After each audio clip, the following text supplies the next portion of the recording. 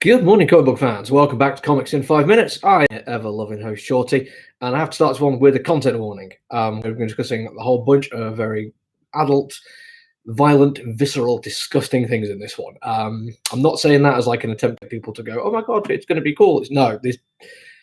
The most horrific of horror kind of stuff is what we're discussing here. If this is not your bag, walk away.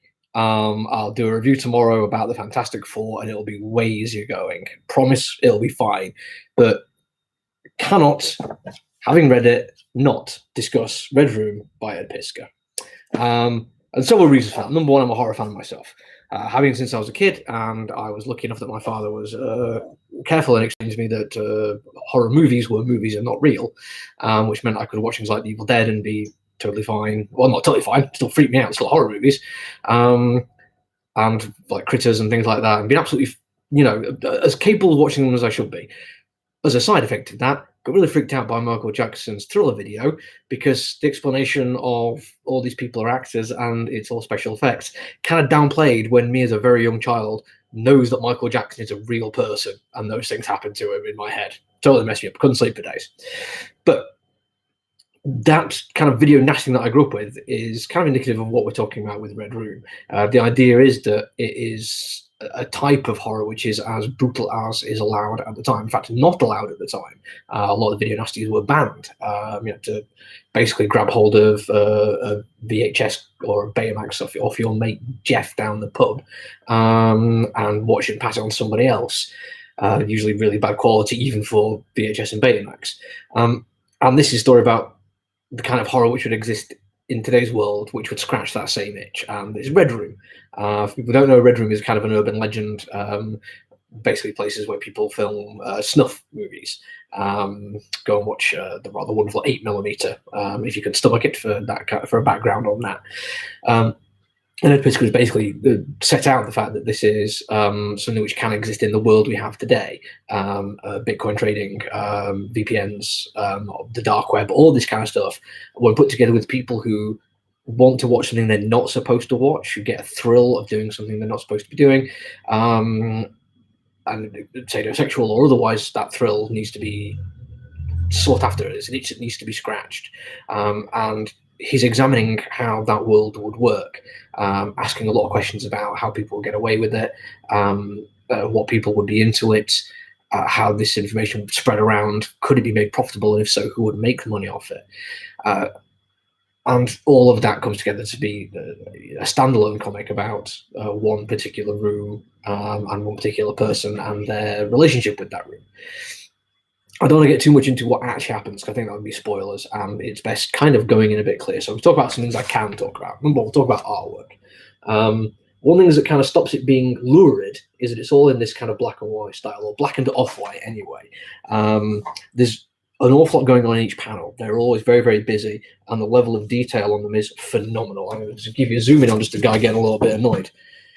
Just the sheer level of detail that's going on there, when you apply that also to a comic book which has some of the most visceral and disgusting and disturbing horror scenes in it, it's immaculate in what it's doing. And if anything, the fact that it doesn't involve colour also feeds in an awful lot to the idea that this is a lot more of a visceral kind of horror.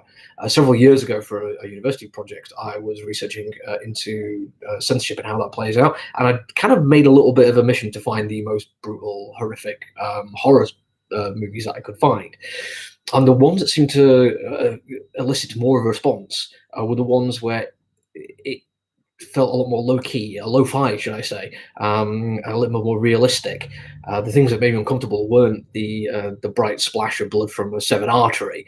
It's more the spatter of falling blood from where a hammer cracks into already broken ribs. And the aim of these movies was to make that as realistic looking as it's possible to be, to remove the idea that these are just actors in a movie and you can safely watch it and go home and talk about the FX and the performances and the lighting and the artwork and all that kind of thing. You're supposed to feel uncomfortable because a part of you believes that this could actually be a real thing, and they're passing it off as a fake horror movie to basically get away with it under your very nose. The Red Rooms are not even trying to pass off as real. They're pass it was fake. They're saying this is what's happening, and they are carrying this out. So one thing that has to be perfectly clear when you read this comic book: what they're portraying is actual murders.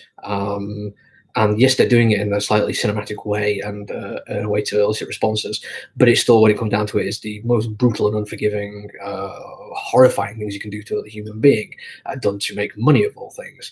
And it's hard to justify that as a story, because this is not something you should enjoy. There's this part of you which can at least look at the characters involved in it and realize they are horrible individuals, but there's still victims involved in all this kind of thing. I think if you're going to read this because you're expecting the same kind of thrill you get out of watching a gross out horror movie, I think it's going to play on that a little bit. There are chat themes down the side of the when they have stills of the what's happening in the red rooms, which kind of shows that the people watching these are not great people. If you lump yourself in with the people who would do it, well, the problem I have is the company you keep at that point. But they all come across as very realistic voices as well. There's nothing about them which is kind of like a sensationalist play on the idea of like, haha, let's make these into comedy villains who are into it. These are the kind of people who you can't have a conversation with down the pub, and they use the same kind of terminology that I've heard in pubs, in real ale pubs even, to describe people in absolutely inhumane ways, to remove their whole humanity so that they can get the enjoyment they need from it without feeling the same kind of guilt that they should do. And Pisca does a marvelous job of this. It is not an easy read, but some of the best horror movies I've seen are not easy watches. Irreversible is frankly one of the greatest looking horror movies I've ever seen, and I've never watched it more than once. I gave my copy away. It's doing the rounds with my friends, and I have no idea who's got it. It doesn't mean it shouldn't be watched that one time. And if it's done masterfully, you can get a level of enjoyment from it without enjoying what's actually happening in the story of the comic book. And it's a tricky, fine line, but when done well, it's absolutely worthy of your time. And yes, I'm looking at my clock now. I've gone way over my 5 minutes in this one, but it kind of needed a little bit more background to get into what's going on with it. It's not an easy read, which means me telling you about it, I can't just do broad strokes. I can't be like, hey, cool, look at the artwork, which is spectacular. I can't just be like, there's a lot of really dark humor in there. And there is. There's more going on for it, and I think that is a good thing. And it's something which comic books can do brilliantly, and this one is just a really, really good example of it. I can also tell you that I had a quick look online before I did this. This comic literally came out today, and the secondhand market was already putting them up at double the price on eBay.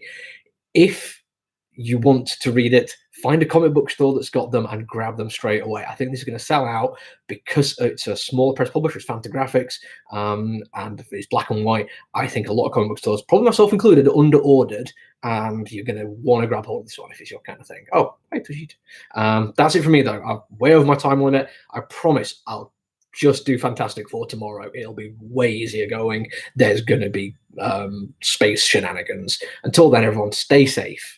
Look after yourself. Bye now.